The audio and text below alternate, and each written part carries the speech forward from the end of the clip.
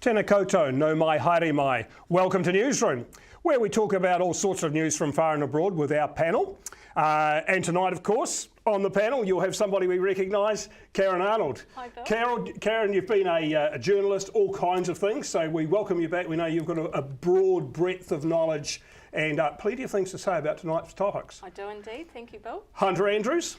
It's very good to be here, Bill. Journalist Hunter Andrews of QTV, nice to have you here. It's very good to be here. And there's been, before we actually go on, something I'd like to correct from our show a fortnight ago, and that was we talked about Dr. Heather Thompson on the show. Sorry, Heather, we got your Christian name wrong there. And after talking to Maureen Fox about this, a lot of you will know Maureen Fox, ex-principal of Kingswell High School, it was really interesting to go over some of Heather's history in serving the city. I was astounded to find out just the contribution she had actually made in Invercargill. So I thought it was worth sharing with you. 40 years serving with St John. In fact, she was a commander of the Order of St John, which is quite a rare title and quite a rare award, as well as being awarded the Order of, the New Zealand Order of Merit, which replaces the OBE. Heather was on the Anderson Park Trust for a number of years as president. She was the founding chair of the Southland Theatre Trust.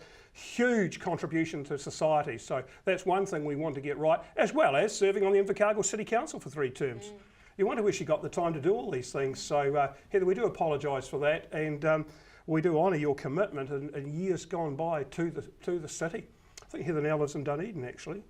And probably still full of the same energy she always had. Now, been dominating the news, Hunter.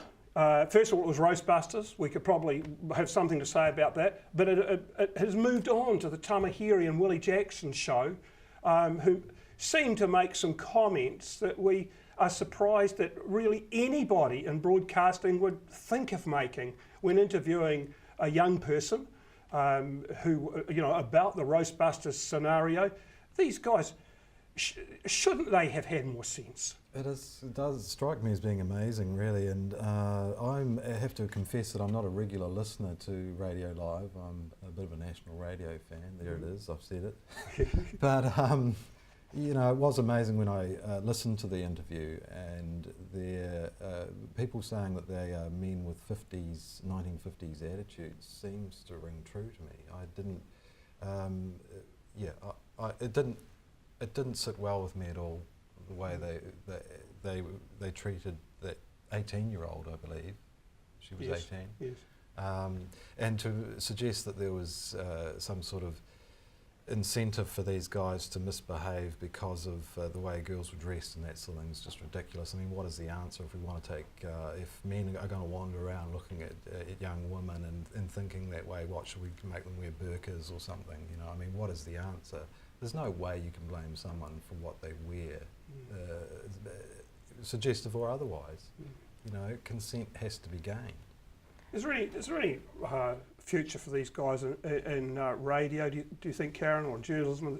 Are they done? Well, they're not journalists for a start. No, they're not. They're not. And I apologise for saying that. And I think that's one of the distinctions you can make, because as a trained journalist and someone who trains journalists, I'm really proud that what distinguishes a trained journalist from someone that takes upon themselves to report news or talk about news is that we do study ethics. And we do study media law, and I think it's the ethical side of things that really sets trained journalists apart quite often from anyone else. These guys are shock jocks, and they've had a successful show for Media Works on Radio Live. I've listened to them for years, but I mean, John Tamahiri's a lawyer by trade. Not sure about Willie Jackson. He's he used to be union, union background. He was.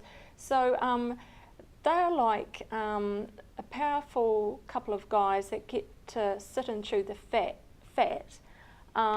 But I think what's happened is, I don't know with Radio Live, I've listened to it for years, but we've had Michael Laws on there, yes, and he's been very controversial as well. It might be good for the ratings, and when the ratings are up, the advertising attractiveness is up as well. And so nothing really happened to these guys until the advertisers started to pull their advertising, and that's when they were sorry. Yes. So for them, it will be like Paul Henry. They will be around as long as advertisers pay to have them around. I think it's as simple as that. You think they'll just circulate back into the system when the film cry dies down? Well, I was reading somewhere that they may take this opportunity to actually get rid of them and inject some younger ideas into that afternoon slot. But then, who's their target market in the afternoon? And who's got time at home listening to the radio or whatever? And who's your target market? Your target market is actually the advertisers. So, you know, at the end of the day, you can say that you're trying to... I mean, it's to do with listeners and figures and presenting those to the advertisers. So there's no editorial, you know, bent to it at all. No. And I mean, it's just appalling.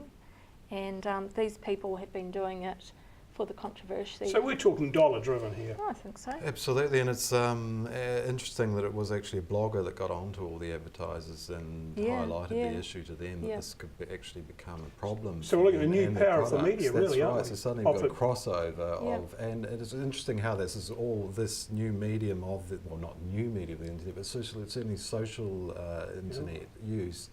These young guys have been using the internet, Facebook and that sort of thing.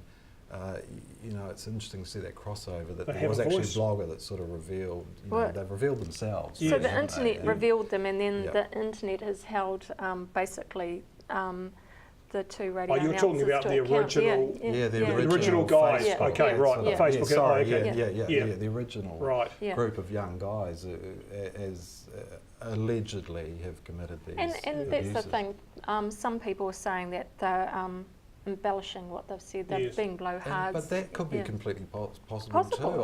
I went to an all-boys school and guys did wander around and look, guess what I do at the weekend, or who I was standard, with. Isn't it? Yeah, that's right, but now it's broadcast. But it's also known that young people do not realise how public their posts are, and they think they're doing it to an audience this big, without realising it, that it's potentially this. Well, they're certainly getting told these days. They're coming into schools and telling them. Is that right? Oh, yeah. Well, just regularly. Yeah.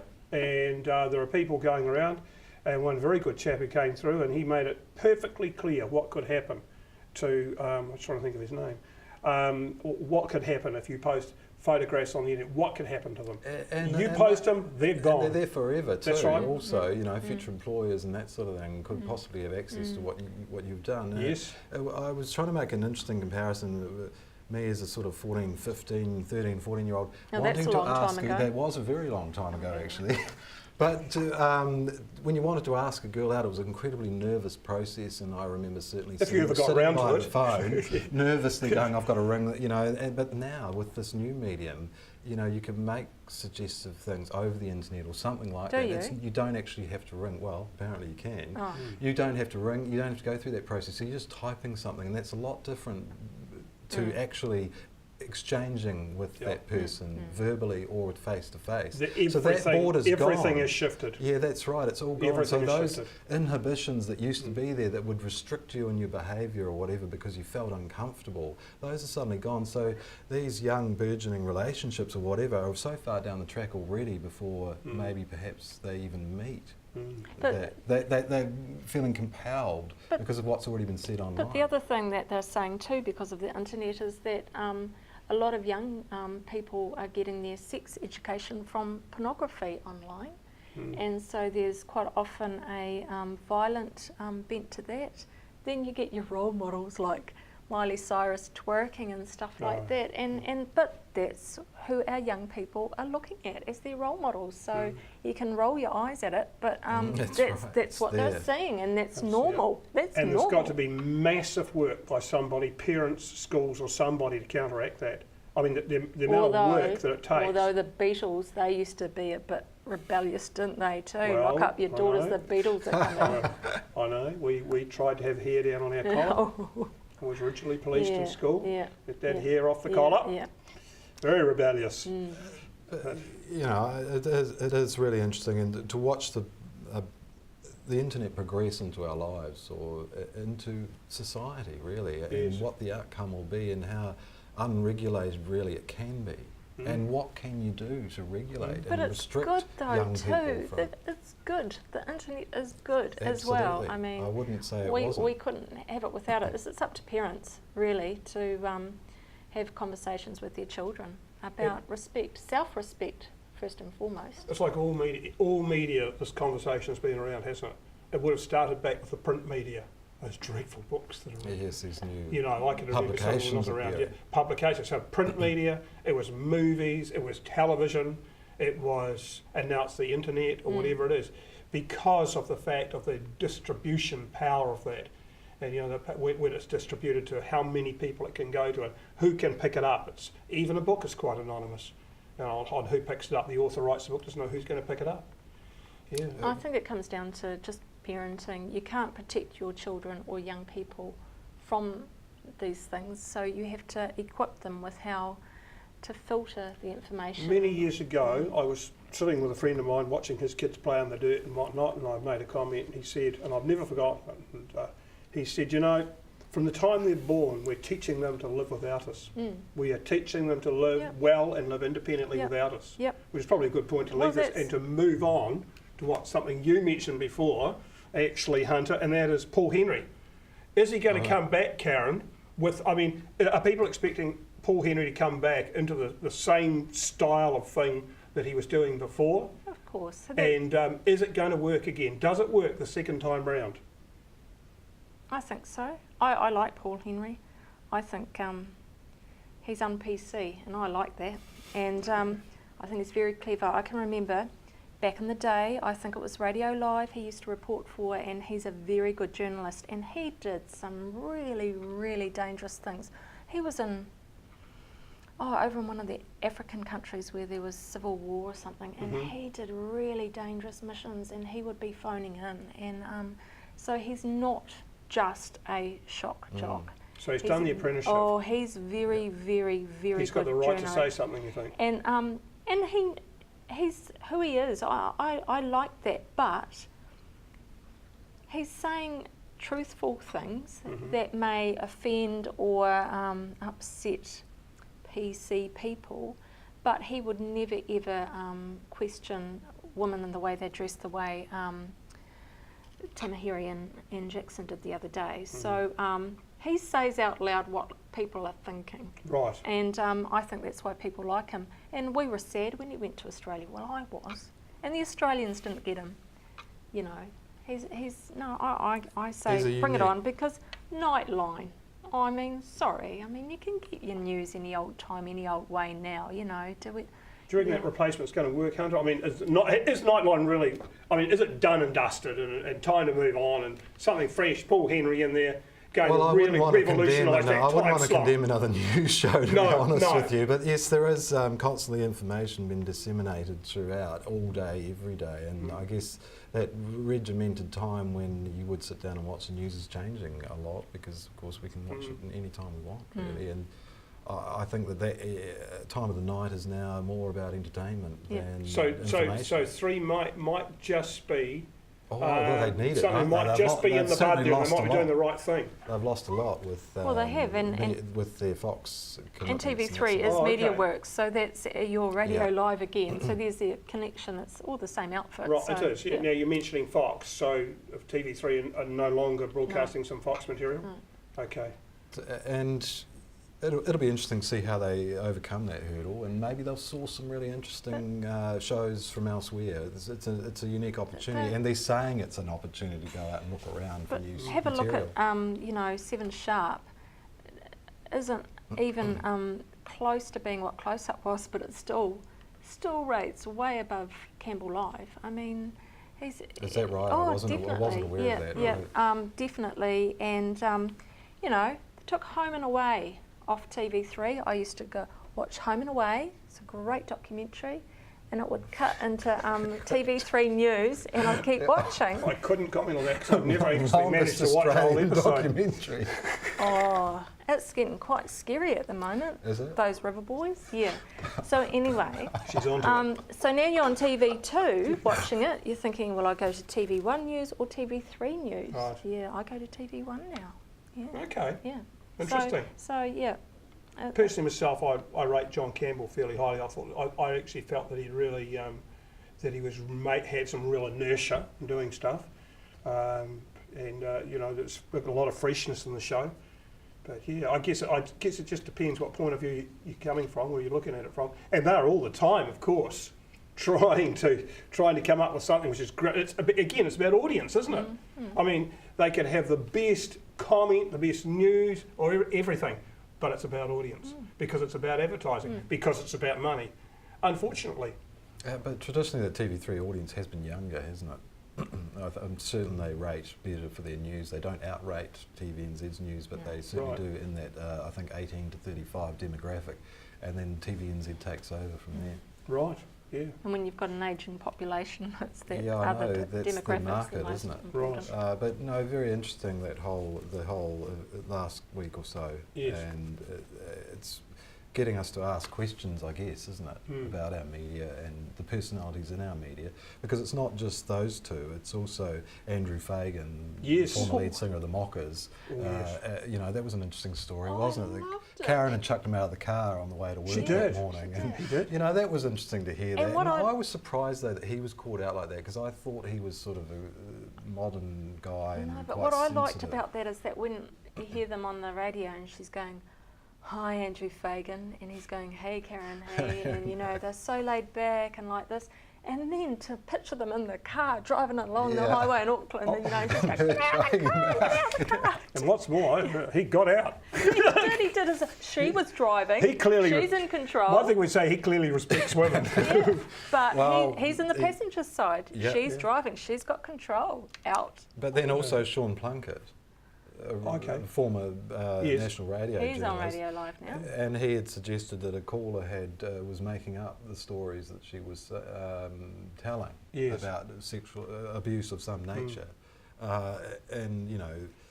You can't say that, because you never know. You just don't know. No. And it may sound forever like this is a made-up story, but let the audience be the judge of that. Overall, the whole thing that we've been talking about in this scenario, the whole abuse scenario and whatnot, is, to me, I find it very worrying that this is happening. That well, I suppose it's a good thing that we're hearing about it, but it points up a whole need for some drastic education or re-education. Something has got to change. Something has got to happen. I don't care. I mean, we don't know. As you said before, some of these things get exaggerated. Even if they were, the very fact, even if it was an untrue story, which I don't believe that it is, but even if it was made up, to put that in the media like that, for young men to be doing that, I think is a very poor show at the best. Oh, it's terrible. It's something which we should be completely intolerant of. I have never been around anyone that make those suggestions about exploiting young women, getting them drunk and that sort of thing. Never. You know, I've never encountered anyone, so I don't know maybe a unique group, peer pressure, that sort of thing. Who knows? No, I guess it'll all come out in the wild. I think it's youth culture. And I actually think that there's a lot of people who are demanding that it's investigated to the full extent to find out what it is. Yeah. Well, that's right. There's a free 0800 number and everything. There's someone in charge. Yes, there is. And today, 0800 number. I think the police perhaps. Oh, what was that about? Saying there'd been no official formal complaint. I think that was a great big communication stuff up. I don't think.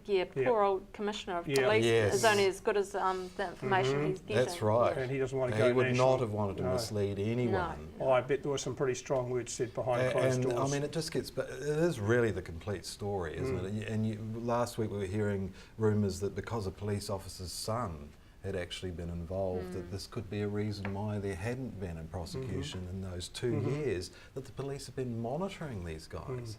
You know, obviously they've probably been looking out for sufficient evidence, you would hope. And I would say they have been. They have been, yeah.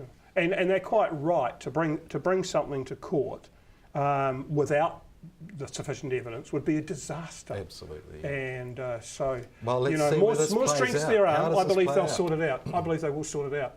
And you know, and I think he's got his eye on the ball, that guy, the commissioner, and what he's not saying that is very important at the moment. Well, and let's watch. And we'll just watch it with interest. And you know, those young guys are fearing for their lives and that sort of thing. So they should be. Well, maybe not fearing for their lives, but yeah. certainly feeling that they are not acting appropriately. They're young men. They're almost, to some, are still children. And you know, there's a news item today where there's a teacher, a school teacher, and she doesn't get named, and she's got a schoolboy living in her house, and she's got his gay friend over, and she's showing them intimate photos, and she's suggesting they get up to stuff, and she's doing all this, and she gets name suppression. She doesn't go through the courts. You know, of responsibility. I'm such a good teacher, and I blah blah blah. So, you know, she's an adult. She's a teacher in charge of children, and you know, so there's a lot of comparisons to be made. I do feel sorry for these young men in a way, through their own naivety and just stupidity even. As described by one of their own parents. Yeah. We'll be back. We're going to take a short break. Stay with us. We've got. We're going to be talking about some things. The typhoon in the Philippines, which is the most terrible disaster for a start, and some other news as well. We'll see you soon.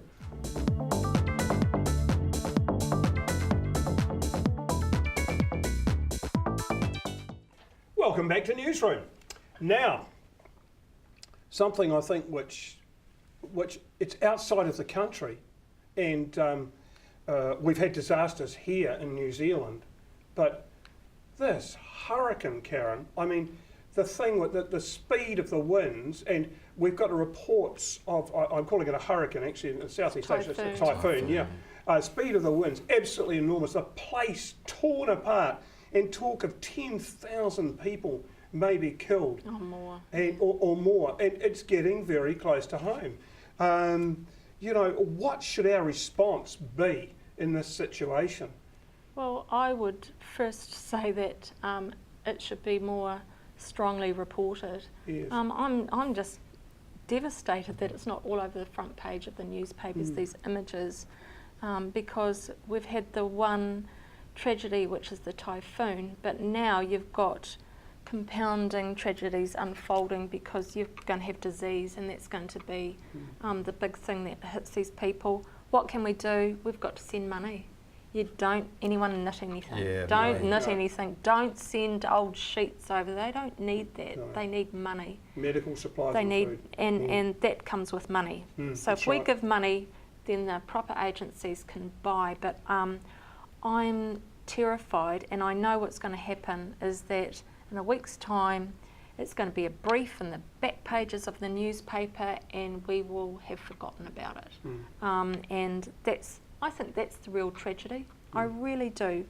I think that's the tragedy, that it's just a story on the world pages, and that upsets me greatly. Well, the civilian website, which I follow a wee bit of you, a very satirical look that's at the where news. I got that That's from. right. He said something happened that on page 4. That a dog that had bitten off its foot in deplorable conditions here was ranking higher in the news, and his suggestion was we'll just wait till the stories of the dead white people come out of the typhoon, and perhaps we'll get some decent coverage, which regretfully is the way we roll in Western media. Interestingly, New Zealand, we have call centres over there.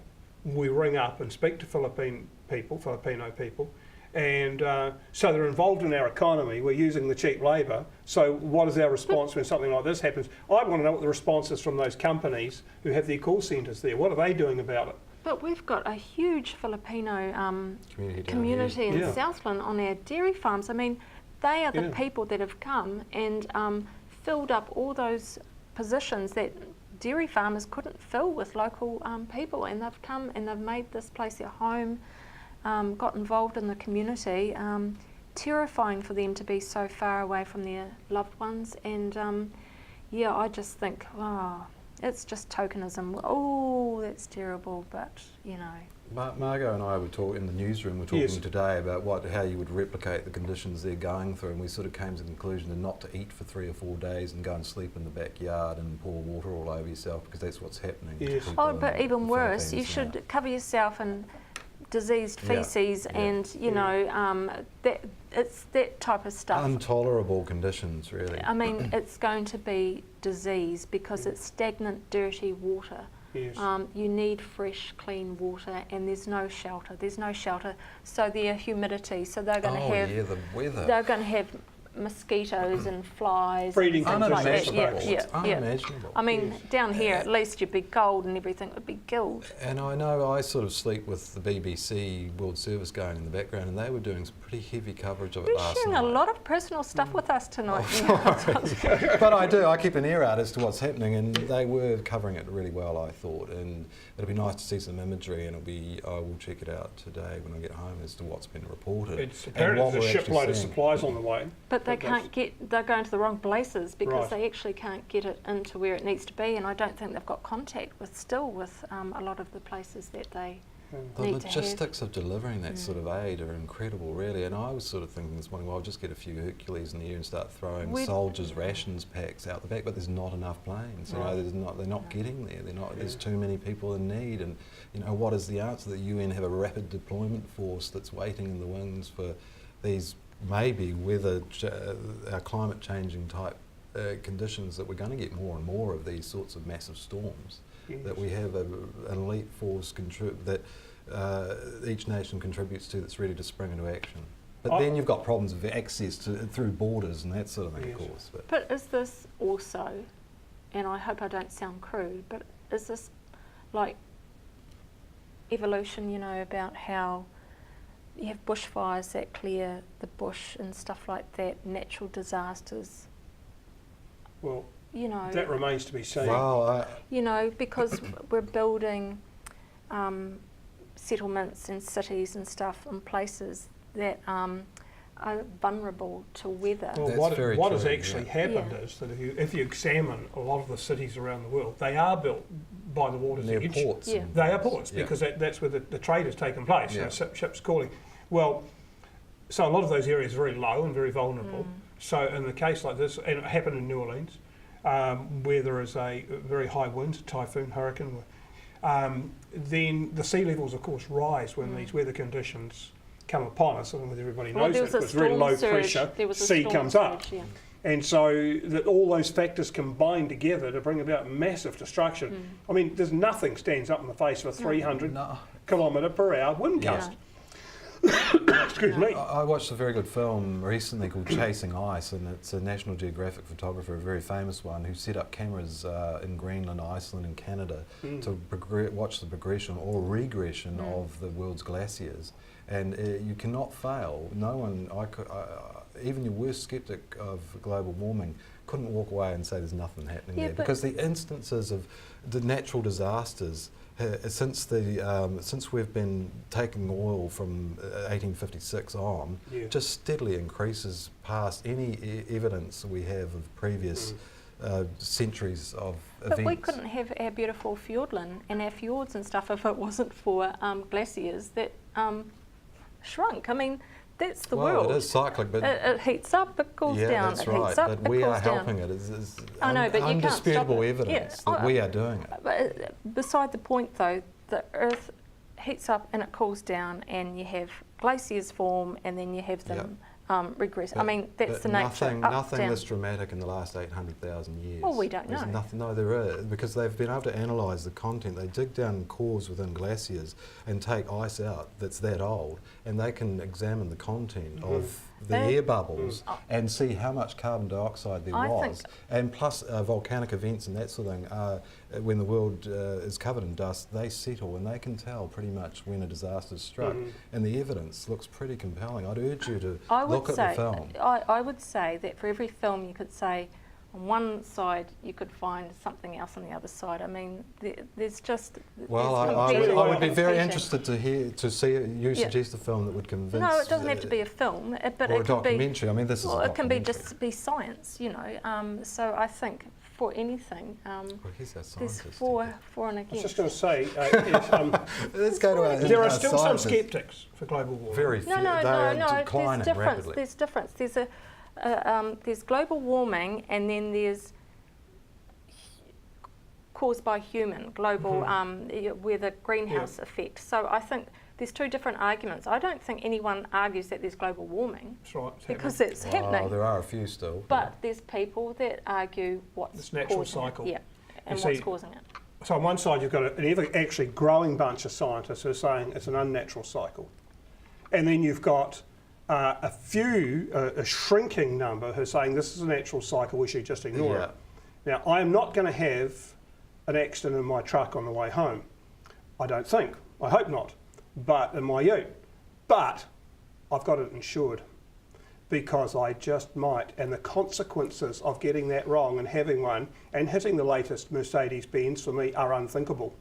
So that's the way I think we approach global warming, and we say to those ones, okay, so you disagree, but a very good insurance policy is to act as though that the majority, 95% of scientists are right, because in actual fact, even for those ones who are still sceptical, the consequences of getting it wrong are basically total destruction of the planet, because everybody agrees that once the air temperature goes up by a certain amount, and if we start to get melting of the methane hydrate on the bottom of the ocean, she's all over. Because there is more methane down there equivalent to all the oil fields in the world, and it's frozen solid. But if the oceans warm up, and it has started happening in one or two places up around Canada, giant bubbles of gas coming up through the ocean and actually lighting on the I've seen film of it, lighting on the surface of the ocean, one shudders.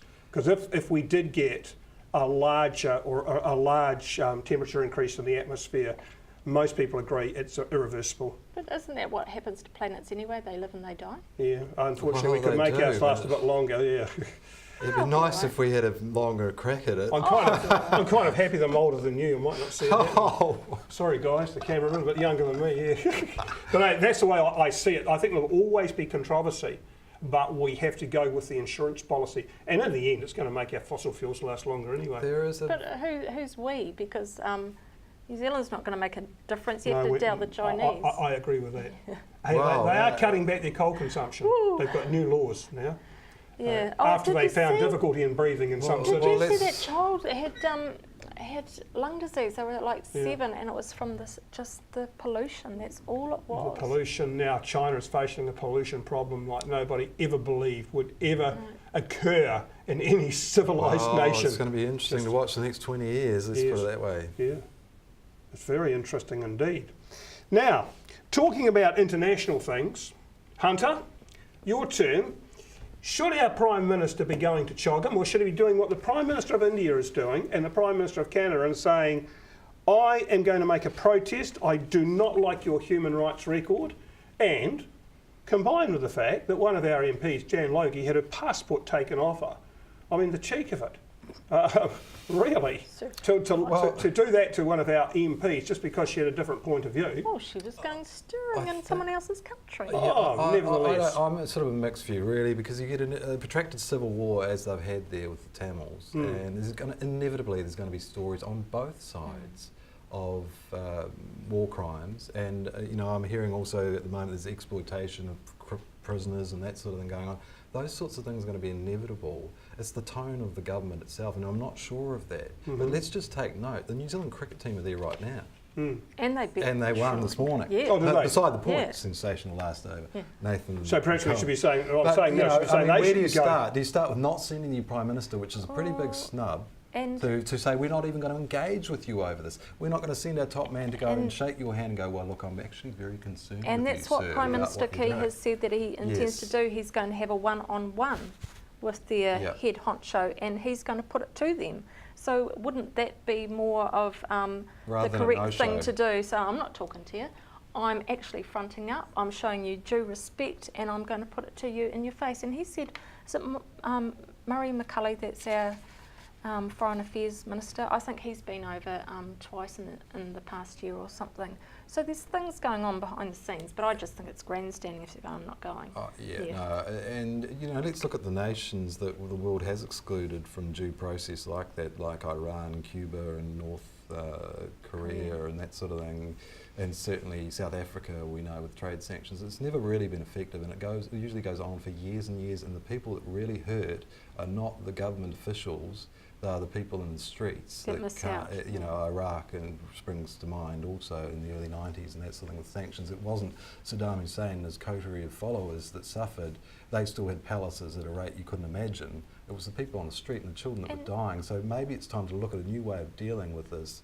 And Sri Lanka, I think, we're only talking, I think, is it 3 or 4 years since fighting stopped, or even more recently, I'm not sure. But it was a bloody war. It was a bloody war. And since when do we follow the lead of Canada and India? I mean, it's not as though it was Australia. India's fairly influential. I mean, they are on the doorstep. Yeah, that's right. They are neighbours. They know what's going on there. Perhaps we should take more notice of them. Well, yeah, but I mean, I would think that of the Commonwealth nations that we'd be more aligned to others. But no, I think it's better to go and actually air your concerns rather than saying we've got them, but we're not going to talk about them. We're just going to ignore you. Come and put them to but we do want to hear. We do want to hear that he's been loud and direct about it, don't we? Well, he can only do that if he goes. So we have to hope that he goes and does that. Yeah, that would be better. Yeah, I'll wait and see what happens on that one. It's certainly, drawing out a lot of controversy. And there's lots of good food at those events. And the media. What about the Jan Logie thing? I mean, what should we feel about the fact that she was put in a hotel room and had her passport taken away from her? I'd never heard of Jan Logie until that happened to her. So she's, that's a stunt. You can't go to someone else's country for the sole reason of stirring. You could come here and do that. People could come here and speak their mind. We love that sort of thing, don't we? Yeah. Yeah, but we've just said that. You could go to America. We've just said that Sri Lanka's different. Anyway, now we know her name. But I've never heard of a Green MP called Jan Logie before she did this, so she can't be that effective doing what she does. I don't know. Well, maybe it's just the role. Bad luck. People in opposition don't really get heard very much, do they? Bad luck. Well, you don't go and take guns into America, and you can't take water on airplanes. So, you have respect for other people's countries. I wouldn't go crying. It was a stunt. Well, that's your opinion. I'm not sure it was a stunt. You asked for it. I'm not so sure it's a stunt. I think she was in there and she was going to. How? Well, she was going to, or involved in some, making a statement about what she felt about what was going on there. Why would she do that? One person. Well, it's support. Sometimes when things are going on in another country, it's support from outside that country which changes things. I mean, if nobody else cares, what's going to change? So that's the thing, though. I mean, if the Prime Minister does it, or someone of recognised standing does it, or a million people do it, but Jan Logie, Green MP that no one ever heard about. Well, we didn't hear. It must mean something over there. There must be. She must carry some weight. I bet you it didn't even get reported there. It was only because she kicked up a bit of a fuss over here. It does point out, though, that we are dealing with a different sort of state than New Zealand, doesn't it? I mean, over here, you're not going to have the police taking the identity card of your driver away and sort of cautioning people and whatnot. Yeah, but we haven't just recently finished a massive civil war with a state that's geared to conducting war on itself, which presents all sorts of interesting issues that we're going to see in the next few years, months, don't know what she's weeks. expecting. Yeah. Yes, as I was saying, we'll follow this one with interest and see what John Key actually says. Talking about John Key very briefly, now, he said that, because we're running a wee bit short of time here, but it seems like he might be willing to work with the Conservative Party if they get sufficient votes to have seats in Parliament next election. Well, 4.7 on I predict, isn't it, at the end of next year, that they will have MMP. 4.7%. Isn't it wonderful, eh? Remember old first past the post? Bruce Beetham would have loved this era. I mean, when they got 18% in 82, he would have been a significant force in 81. Peter. Force. Look at Peter and Winston. Oh, well, there you go. Yeah, and now it's going to be Craig. Yeah. Have these guys had too much power for a one-man group. You know, John Banks, Peter Dunn. Have they just had too much influence? Well, That's quite good. Oh, I don't know if they Interesting. have influence as such, because well, that Sky deal went through because those two guys elected to vote with the government. For the Right. new conference There you centre go. and more pokie machines for Auckland. Mm. And those guys, and asset sales as well. So significant things have happened Yeah. in this administration because of MMP. Without their support, they wouldn't have gone But through. I'm Yep. sure the National Party didn't even want MMP, did they? They never No. wanted it. No, They no, never no, no, wanted no. Well, it. not that not the National First Party. past the No. post is a lot more, More. simple. Yeah, It's a yeah. lot simpler. Yeah, Mm. and then you Yeah, just party govern. whips. Yep, away you go. But No one leaves no. unless you're Winston Peters Oh, and you're that's so right. popular that you can Or hold Brendan your tower on Horan. the seat. Well, he's bound to be back in Parliament, isn't he, eh? Well, maybe not, Brendan. But, you know, it'll be interesting to see whether Colin Craig's Conservatives manage to do a deal with, because the feedback I've been reading under certain items about this story are, that's it, I'm not voting National. People are saying, I don't know, people are saying, I'm not going to vote National. Well, they've certainly lost my vote this time round and that sort of thing. And will they, Murray McCully's seat, I think, is the one they're going to put the candidate in. Right. So that'll be really interesting. Under present rules, if they get a candidate in, they will still get Yeah, they will still get members of Parliament in there. That's right. They Yeah. get a candidate in. Yeah. There's probably 2 or 3 MPs will come with them. Mm. So, you know, I mean, obviously John Banks is on the outer, and John Key is desperate for someone to And clearly, pull there's in a- on the right. there is a number of New Zealanders who would be happy to vote for the party. I mean, we have a broad spectrum of Well, thought in the country. 2.8% now, so 2.8% That's in high. every 100 New Zealanders is high. keen to Yeah. vote Conservative. Yeah. And so I guess that's the disaffected element of National. They're taking, obviously, there's no one else, or maybe ACT, but they're microscopic on the polls anyway, so you take a 0.10 of their votes and they're almost gone. Right. Right. But, you know, it'll be interesting. I mean, it's all about political manoeuvrings and that sort of thing, and we are about to witness a year of political manoeuvrings, really. Not only that, but also candidate selection. So we've got the old guard, the older MPs in National and the older MPs in Labour that have been encouraged to When's move the on. by-election in Christchurch? Is that Well, it's coming not up? far away. I No. think it's end of the month. It's going to be one to end of watch. month or Although end of there's month. sort of local influences there which are going to come to play, which probably were not going to give us a true picture Yeah, well, what's of happened in what's happening Christchurch? nationally. Yes. Yeah, well, I think it'll give. Well, there'll be some, you know, there's going to be some influence from the whole political national scene, but there's so much stuff going on in Christchurch and a lot of unhappy people there at the moment. So I think we'll be seeing a lot of that reflected. We've got a referendum coming up That's too. right. We've got the referendum. Yeah, We'll get talk out about that there and referendum start. after the break. We'll see. Stay with us. We'll be back.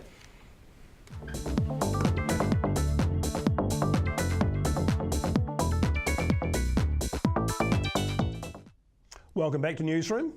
Now, before we, and I think we will just talk about that poll coming up soon. And we're talking, of course, here the referendum. We're talking about the referendum regarding asset sales. And basically, we're all going to be asked, all us, those who are registered voters, whether or not, I can't remember the exact question, whether we approve of asset sales or not.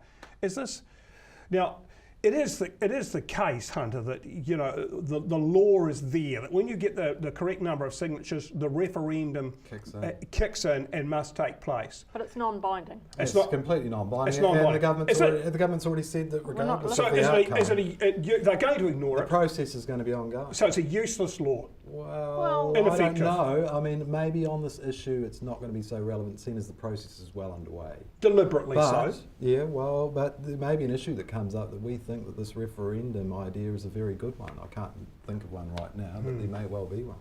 A president or republic or something like that. Yes. That would give the government of the day an indication of how people were feeling. But and I think what the national government has always said is that it has a mandate because it campaigned at the last election on asset sales. It was clear about what it intended to do if it was elected. Yes. It was, and they say, well, you know, it's not as though they never mentioned it and then No. brought it out. Not like, you Wasn't know, a yeah. Of course, what they're saying is you vote. We actually didn't Yeah. vote the national government in. They didn't Well, have they didn't a have lot a of people majority. didn't vote. That's right. Well, they didn't right. have a majority, and they gained power by the people of Epsom getting 2 votes. So because basically they're normally, like for our electorate, we have a national MP here, so he goes in and therefore he pushes somebody else off the list. So that's one less list person. Will it be a he next But time? that's right, yeah, will it be a he? We But don't they're know, only Up government. in really. Epsom, all their votes were counted for the list plus they got a very national supporting MP. But he added on to the national MPs because he had his own party, John Banks. But they are in power. The national, they are in power, it is and there were other issues government. as well. There are other issues as well as that. So they're saying, well, we've got a mandate. You wanted it. I mean, but that's just really being a pretty ignorant statement. If then a whole referendum says we don't want it, they say, no, you said you wanted it. No, come on, we're not stupid. Yeah, well, that's very brave of them, I think. And I think that there would have been front benches behind John Key going, well, this is a big call, John. This is a big call to say we're going to push ahead with this. But the problem is that if you have a referendum and you get a turnout of, say, 29%, well, then it nullifies that as well, because people haven't cared enough to go and make a statement. We're daily, or not daily, we're monthly presented with polls. We surveyed 1,000 people and it has got an accuracy of plus or minus 5%. So if you survey 29% of your entire population... But you're not surveying them, you're asking them to go and fill out a form and actually post it and do that. And we know with the local body elections recently that there's reluctance to do that. It's different to someone ringing up and actually getting you, but every time you say, no, I don't want to participate, you're not going to be counted in the statistics that come out. But you can never, ever establish a policy on the basis of the fact that people don't vote. Otherwise, you'd have to say, well, no government is ever valid. They haven't established that. What I'm saying is that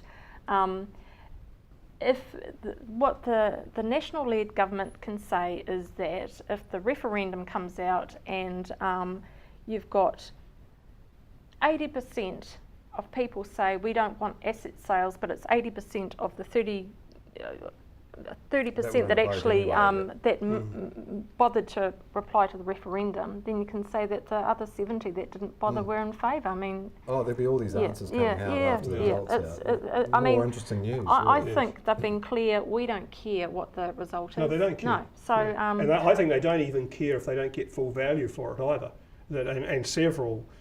There have been several people of whose opinions are of immense economic value have actually said, these things are being sold under. Short. It seems to me that if they only got $10 for it, they'd go ahead and sell it because the heck, we can. We've got the power to sell it and we'll sell it just to prove that we can, and because we actually don't believe in the state owning things. No matter what we get, we're going ahead. Energy companies are very good stocks internationally, and they make stock exchanges look really good, which is what the goal is here, is to make us look like we have a healthy domestic stock market. Right. And I think the last large company to list was again another former state asset. I could be wrong, but it's interesting. It will be really interesting to see how this referendum goes, and I know the government certainly isn't going to react in any way. Look at what's the possibilities of that Kiwi Power or whatever that Labor and the Greens have come up with, bulk buying electricity and that sort of thing. We're going to be presented with some really stark choices at the next election. At least there is a political divide there now, quite a clear one. They may all charge the centre. I could be wrong there when the election comes along, but I think David Cunliffe is definitely steering Labor down a more centre-left. We certainly know where we are, don't we, with him? It's making his policy quite clear and who he is and what he stands for. Well, it'd be really interesting to have seen if he had won that leadership election over David Shearer initially, where Labor would be now, or what would have happened, given him a bit longer in the role. I'm not saying they would be any further ahead, maybe not. Maybe he'd be gone and David Shearer would have replaced him by now. Somehow I don't think so. He would make a good foreign minister, though. I think David Shearer. Okay, yeah, I think he would too. He's got the That's personality full for golf it. would give it up. Yeah, yes, indeed. Which he's been there a while. David Shearer is the spokesperson, so you'd hope that he would get it. But that brings up another question: will Phil Goff be around with the quota expected of more female MPs? Trevor Mallard and Phil Goff, those older guys. Yeah, might pull the pin. Yes, maybe. They may well do. Maybe. Yeah. It was very interesting actually here a couple of weeks ago talking to Eric Roy, saying that he was keen for the next election down here as well. Right. Rumours were that he would step aside, but it sounds like he's enthusiastic about another term at least. Okay. And so we're entering that selection area for the election. It's quite exciting. Few issues. It is, I think. It's always good. And with a little referendum to warm us up, Karen. That's right. Karen, you're going to talk about the broadband, Yeah. the rollout of broadband down here. Not broadband, high-speed internet, ultra-fast. Ultra-fast broadband, Okay, and I kept seeing everyone's footpaths being dug up, and mine hasn't been yet. Oh, golly. So, is either of you experiencing Yes. ultra? No, it's so expensive. I actually rang up and said, look, I've just had them put outside my house, my fibre optic cable, when can I hook up? And they went, well, you've got to pay. Really? It was a lot more than what I was paying for my current Oh, plan. really? Oh, Yes. okay. And yes, it's a big problem. They're going to have to sort it out. But if you are on the way to a school, your houses, then generally you will get broadband sooner. Schools on it. Our schools on it. Because that's the priority. It's very the fast. priority was to get education. Very fast. Yeah. It's almost instantaneous. I mean, you're talking downloads, tested downloads of up to 90 megabits per second. So, that's quick. So it's worth having. And I have heard that Chorus are going to select one town where they're going to. Now this is just what I've heard, so not established. They're going to select one town, and everybody there is going to have the ultra-fast broadband. So I don't know whether it means you have it to your gate or are going to be connected up for a non-fee. I don't actually understand why it should be a lot more expensive. No, well, it is. It's considerably more so for less data, but very quickly. Yes. So at the moment, there is not a lot of buy-in from the general public. No. Well, I'm sure there are for businesses, but the need for it for the householder is not actually that great. No, I mean, it's a want. I can certainly stream video no problem. On normal with the broadband. current, Yeah. I mean, the download speeds are pretty good. Yeah. So that's the problem. We put all this money into this infrastructure. The government's got to find out a way of making us actually use it. Yes. Oh, but it will be an investment for whatever's coming next in technology. We just don't know. Do Well, there's the whole thing too about people with the ultra fast. They can get television over there, over their fibre. I watch television over the internet. Yeah. Even now. I don't have a television, to be honest. I watch it on the internet. Okay. So I mean, there's that whole thing where it will just become quite normal. That'll be it. That's our entertainment centre. Through the outlet inlet into the house. Right. So we've really moved. It's been a sea change. We've moved at a pretty quick pace there. Not as quick as internationally in the OECD, but we're up there. And once schools have got it, all schools have got it, and we're definitely on the way. Yeah. We better move on. We're running out of time. Hunter, your topic of interest. Well, my topic actually is the approaching centenary of the First World War and all the activities that are going on at the moment. And in fact, on Friday, the ballot is opening for those of us 2,000 in New Zealand to go to Gallipoli on the 25th. Okay.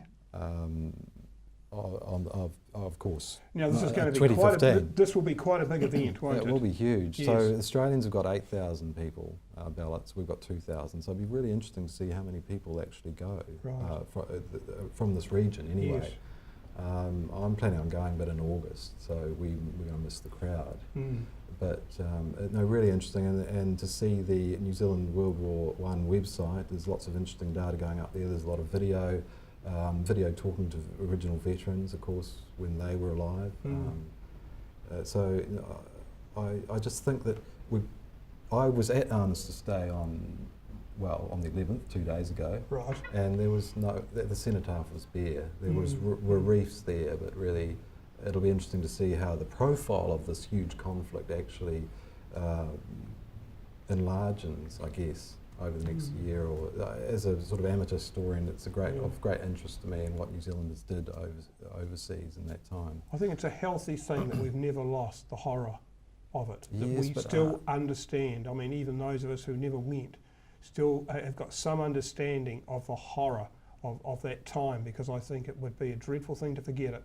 There are great lessons to be learned from history. Yeah, well, hopefully we won't, and this will inject. We're going to see a lot of books. We're going to see massive films coming out about the First World War, and it's been a conflict that's been largely overlooked, certainly by Hollywood and that sort of thing. But this will happen big time next year, and I can imagine the struggles recreating the Somme battlefield and that sort of thing would have been huge in the bygone years. But now with computer animation and that sort of thing, so there'll be some blockbusters. And yes, you're right. Let's remember.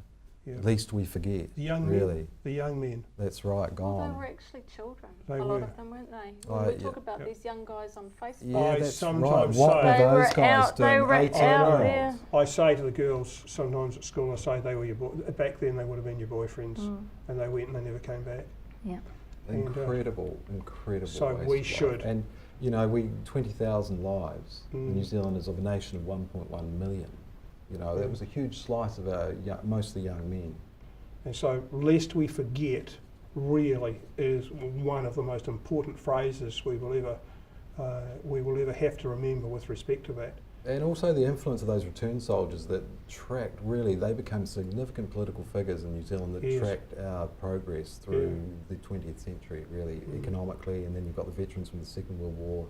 We were Muldoon summed it up, really. He was a veteran of the Second World War, and he was very Keynesian in his outlook, economically, and conservative, and you know, I think you know, that mark that those guys made on history shouldn't be forgotten. Should never be forgotten. And on that note, that conflict, we're going to end tonight. Thank you for watching, and look out for us again in a fortnight's time. Ka kite anō. We'll see you later.